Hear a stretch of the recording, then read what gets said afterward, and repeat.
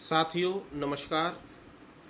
मैं इस वीडियो में आप लोगों के समक्ष बताने वाला हूं पीएचडी से संबंधित जो प्रक्रियाएं होती हैं, प्रोसेस होती हैं, उनके विषय में। मुझे आप लोगों से इस तरीके के संदेश प्राप्त हुए कि मैं एक वीडियो इस तरीका का भी बनाऊं, इस तरीके से भी बनाऊं जिसमें पीएचडी की प्रक्रिया के बारे में डिटेल में बताया गया हो।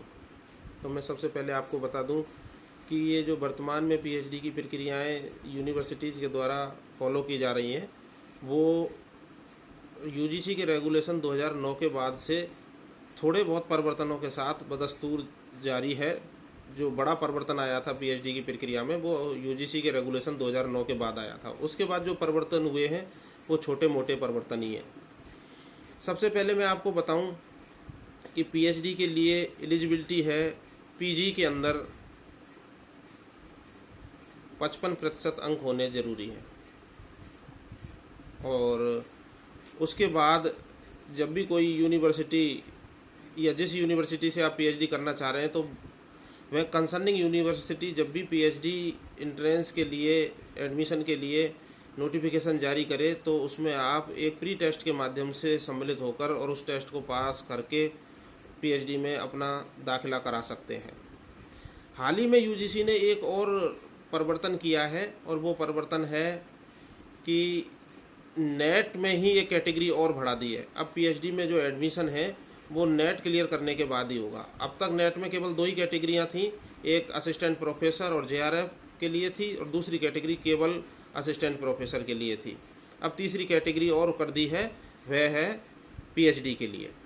तो अब उस नेट को क्लियर करने के बाद विद्यार्थी यूनिवर्सिटी में अपना एडमिशन खोज सकते हैं एंट्रेंस टेस्ट के माध्यम से। एंट्रेंस टेस्ट में उतने ही बच्चों को उत्तीर्ण किया जाता है जितने की यूनिवर्सिटी के पास स्थान या रिक्तियां उपलब्ध होती हैं।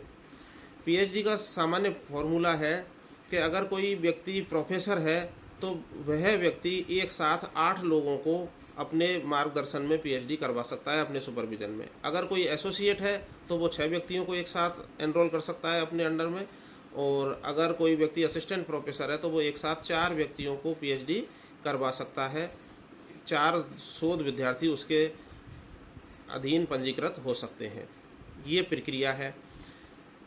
टेस्ट में जब विद्यार्थी अपने आप को कंप्लीट कर लेता है, जब टेस्ट में उत्तीर्ण हो जाता है, तब उनका यूनिवर्सिटी के माध्यम से एक कोर्स वर्क चलाया जाता है। यूनिवर्सिटी कोर्स वर्क को यूजीसी द्वारा निर्धारित अवधि तक के लिए चलाती है। उस कोर्स वर्क की अवधि में विद्यार्थी को शोध के विषय में, शोध प्रविधियों के विषय में, शोध किस तरीके से करना चाहिए, क्यों करना चाहिए, इस तरीके के चीज़ें सिखाई जाती हैं। और सामान्यतः 4 पेपर होते हैं उस कोर्स वर्क में, और उन 4 पेपरों को उत्तीर्ण करने के बाद में कोई भी विद्यार्थी पीएचडी करने के लिए प्रिपेयर हो जाता है, तैयार हो जाता है। उसके बाद यूनिवर्सिटी की डिपार्टमेंटल रिसर्च कमेटी होती है, जिसको डीआरसी बोला जाता है। उसके समक्ष उसको अपना शोध प्रस्ताव रखना होता है, जिसको सिनॉप्सिस कहते हैं। वो सिनॉप्सिस जब डीआरसी के द्वारा अप्रूव हो जाती है तो विद्यार्थी से एक शुल्क जमा करवाया जाता है विश्वविद्यालय में। तो जिस दिन वो शुल्क की राशि जमा कराई जाती है, उस दिन से ही आपकी कमेंसमेंट डेट मानी जाती है, और वहाँ से आप अधिकतम 7 वर्षों में अपनी पीएचडी को सबमिट कर सकते हैं। न्यूनतम की अवधि है 24 माह। 24 माह में कोई भी शोधार्थी अपनी थीसिस को जमा करवा सकता है। 24 माह थीसिस लिखने के और पीएचडी करने के, और 6 माह कोर्स वर्क के। इस प्रकार से मिनिमम 3 साल में कोई भी विद्यार्थी अपनी पीएचडी को सबमिट करा सकता है। अब मैं आपको थोड़ा खोल के और बता देता हूँ। कोर्स वर्क के दौरान जब बहुत सारी चीज़ें सिखाई जाती हैं, जैसे कि मैं इतिहास का विद्यार्थी हूँ, तो उसमें कोर्स वर्क में जो पेपर चलते हैं, जिनको पढ़ाया जाता है जिन विषयों में, कि वो इतिहास में और सामाजिक विज्ञान के विषयों में शोध प्रवृत्ति कैसी होनी चाहिए, किन उपकरणों का हम प्रयोग करते हैं, किस तरीके से शोध को किया जाता है, कौन कौन सी शोध के प्रकार होते हैं, और किन किन विषयों पर किस तरीके से शोध किए गए और उनके क्या परिणाम निकले, इस तरीके की बातें समझाई जाती हैं। उसके बाद सिनॉप्सिस तैयार की जाती है। सिनॉप्सिस तैयार करने का जो तरीका होता है, गाइड सामान्यतः अब यूनिवर्सिटीज़ ही अलॉट करती हैं, और डीआरसी के समय आपका गाइड कौन होगा, आपका रिसर्च सुपरवाइजर कौन होगा, ये निश्चित किया जाता है। सिनॉप्सिस करने का जो तरीका तैयार होता है, किस तरीके से सिनॉप्सिस तैयार करता है एक विद्यार्थी, तो वो सबसे पहले तो अपना एरिया ऑफ इंटरेस्ट देखता है। हमको हमारा जो रुचि का क्षेत्र देखना चाहिए, और रुचि के क्षेत्र के साथ साथ हमें इस बात का भी ध्यान रखना चाहिए कि जिस बिंदु पर हम शोध करने की कोशिश कर रहे हैं उस बिंदु पर हमसे पहले किसी ने ना किया हो, और साहित्य बहुत कठिनाई पूर्वक उपलब्ध ना हो, यानी कि थोड़ी सुगमता हो हमें उस विषय से संबंधित जो टेक्स्ट है, लिटरेचर है, उसको प्राप्त करने में, जिससे कि हम सुगमता पूर्वक अपने शोध को कर सकें। सिनॉप्सिस एक संक्षिप्त प्रारूप है जिसमें सबसे पहले आपको अपने शोध प्रस्ताव के बारे में बताना होता है कि मैं किस विषय पर शोध करूंगा। शोध प्रस्ताव बताने के बाद में आपको अगले बिंदु के अंतर्गत उपलब्ध साहित्य की समीक्षा, जिसको रिव्यू ऑफ लिटरेचर कहा जाता है, उसके बारे में बताना पड़ता है। उसके बाद आप शोध उस विषय को शोध के लिए क्यों चयनित कर रहे हो ये बताना पड़ता है, और एक आधे पेज में आपको शोध की विधि कि आप किस विधि के साथ में शोध को अपने को संपादित करोगे। जैसे किसी का दार्शनिक विषय है, दर्शन से संबंधित है, तो वो तुलनात्मक टेबल वर्क होगा। उसका कहने का मतलब यह है कि वो तुलनात्मक होगा, विवरणात्मक होगा और विश्लेषणात्मक विधियों का उपयोग करेगा। हिस्ट्री में ऐसे बहुत सारे फील्ड हैं जिनमें कि टेबल वर्क के अलावा फील्ड वर्क भी होता है। जैसे किसी ने आर्कियोलॉजी से संबंधित ले लिया टॉपिक, तो उसको फील्ड विजिट भी करनी होती है।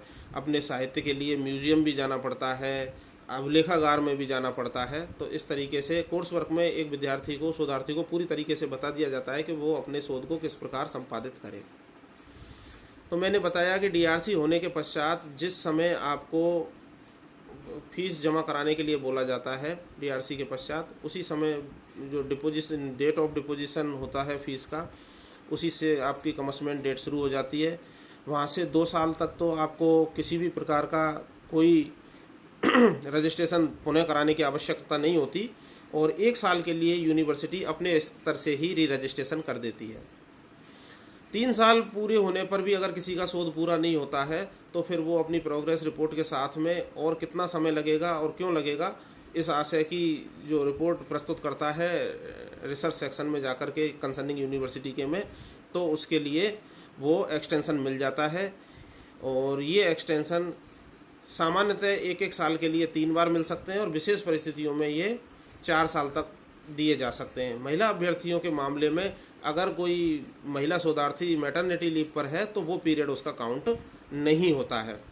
और जब एक बार आपकी सिनॉप्सिस तैयार हो गई, आपने थीसिस कंप्लीट कर ली, समय भी पूरा हो गया, उसके बाद आप विश्वविद्यालय के संबंधित विभाग में जाकर इस बात की सूचना देते हैं, रिसर्च सेक्शन को सूचित करते हैं। रिसर्च सेक्शन संबंधित विभाग आपकी प्री डीआरसी आयोजित करता है। प्री डीआरसी इसलिए आयोजित की जाती है, प्री डीआरसी बोल गया मैं, प्री सबमिशन इसलिए आयोजित किया जाता है कि अगर आपको कोई संबंधित विभाग, यानी कि जैसे इतिहास का विद्यार्थी है तो इतिहास विभाग उसको उस शोध से संबंधित कोई सुझाव देता है, तो वो उन सुझावों को अपने उसमें सम्मिलित कर सके। इसमें लगभग सामान्यतः 15 से 25 या 30 दिन का समय होता है कि प्री जो सबमिशन है उसके 15 से 25 दिन के बीच अंदर विद्यार्थी अपनी जो थीसिस है उसको 5 या 6 कॉपियों में, जितनी यूनिवर्सिटी को नीड होती है उतनी कॉपियों में वो जमा करा दे। उससे पहले विद्यार्थी को फाइनल सबमिशन से पहले प्लेगरिज्म का टेस्ट और पास करना पड़ता है। अपनी सॉफ्ट कॉपी में थीसिस को सबमिट करना पड़ता है संबंधित विभाग के लिए यूनिवर्सिटी के, और फिर आपका प्लेगरिज्म चेक किया जाता है। साहित्य की चोरी तो नहीं की है आपने, और वो प्लेगरिज्म वाले टेस्ट में अगर आपकी थीसिस पास हो जाती है तो फिर आप सबमिट के लिए अपने आप को तैयार पाते हैं और आप सबमिट कर सकते हैं।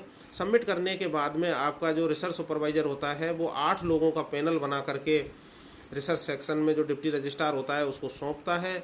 डिप्टी रजिस्ट्रार फाइल चलाकर वाइस चांसलर तक पहुंचाता है। वाइस चांसलर के पास में जब फाइल पहुंच जाती है तो वाइस चांसलर 2 लोगों के नाम के आगे टिक करता है एक कॉपी आपके रिसर्च सुपरवाइज़र के पास आती है। तो इस तरीके से 3 लोगों के पास थीसिस जाती हैं।